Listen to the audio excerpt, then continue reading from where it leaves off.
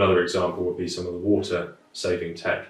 So you've already mentioned the Hydroloop, but there's also a valve that's going to be going into the property which reduces the flow of water. So this is more on my side, so I'll talk about this one. So what this does is quite interesting. There's two parts to it. One part reduces sort of pressure. And what that means is when you have sort of gravity-fed system or too much pressure and you switch the tap on, it sort of goes and you get this sort of sudden glut of water. It quickly corrects, but over time it equates to a significant amount of water. So this system can basically stop that happening. And then the second part is it restricts flow.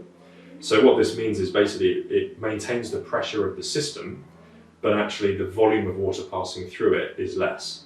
And people might think, oh, that's going to ruin my shower. But actually there's been no noticeable difference for anyone that's been trialled using this system so far. And interestingly, on average, it saves about 22% of household water. So quite a significant reduction in water and water bill saving. So when I looked at my house for this, which is just a normal semi-detached 2-bedroom house, it's estimated to save about £80 a year in water.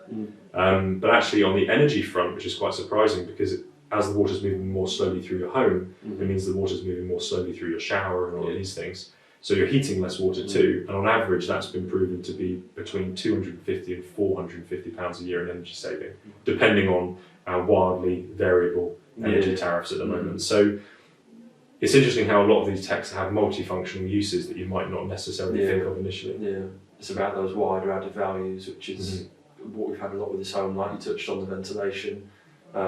You know, some of those might not necessarily be saving you energy, but it's about that air quality, it's about reducing damp mold condensation and those wider factors, which then will have a payback over time.